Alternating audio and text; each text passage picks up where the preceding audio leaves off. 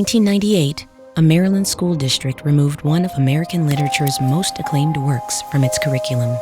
Parents pushing for the ban said the book was both sexually explicit and anti-white.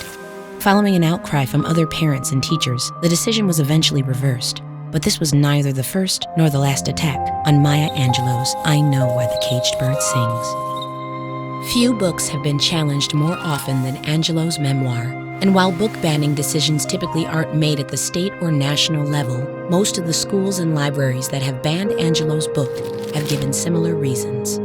Most commonly, they argue that the memoir's account of sexual assault and the violence of U.S. racism are inappropriate for young readers. But these concerns miss the point of Angelou's story, which uses these very themes to explore the danger of censorship and silence in the lives of young people. Published in 1969, I Know Why the Caged Bird Sings traces the author's childhood growing up poor, Black, and female in the southern U.S.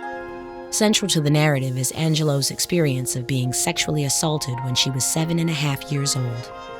Surrounded by adults who consider the subject too taboo to discuss, Angelou decides that she is to blame. And when she finally identifies her abuser in court, he is killed by vigilantes. Angelou believes her voice is responsible for his death, and for 6 years, she stops speaking almost entirely. The book chronicles Angelou's journey to rediscover her voice, all while exploring the pain and misplaced shame that emerges from avoiding uncomfortable realities.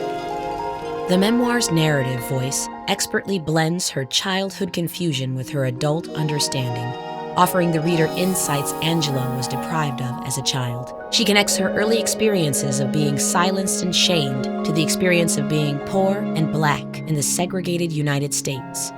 The Black female, she writes, is caught in the tripartite crossfire of masculine prejudice, whiteological hate, and Black lack of power. Her autobiography was one of the first books to speak openly about child sexual abuse, and especially groundbreaking to do so from the perspective of the abused child. For centuries, Black women writers have been limited by stereotypes characterizing them as hypersexual. Afraid of reinforcing these stereotypes, few were willing to write about their sexuality at all. But Angelou refused to be constrained. She publicly explored her most personal experience without apology or shame.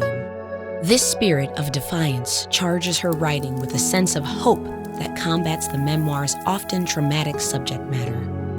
When recalling how a fellow student defied instructions not to sing the Black national anthem in the presence of white guests, she writes, "The tears that slipped down many faces were not wiped away in shame. We were on top again.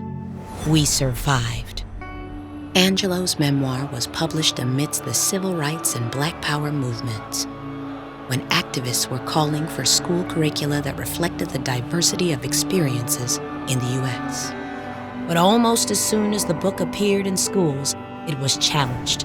Campaigns to control lesson plans surged across America in the 1970s and 80s. On the American Library Association's list of most frequently banned or challenged books, I Know Why the Caged Bird Sings remained near the top for 2 decades, but parents, students, and educators have consistently fought back in support of the memoir. And by 2013, it had become the second most taught nonfiction text in U.S. high school English classes. When asked how she felt about writing one of the most banned books, Angelou said, "I find that people who want my book banned have never read a paragraph of my writing, but have heard that I write about a rape. They act as if their children are not faced with the same threats, and that's terrible." She believed that children who are old enough to be the victims of sexual abuse and racism are old enough to read about these subjects, because listening and learning are essential to overcoming, and the unspeakable is far more dangerous when left unspoken. What do Maya Angelou, Kurt Vonnegut, and Toni Morrison all have in common? At various times, someone has tried to ban their books from schools and libraries. So what makes their work so controversial? Check out these videos to find out.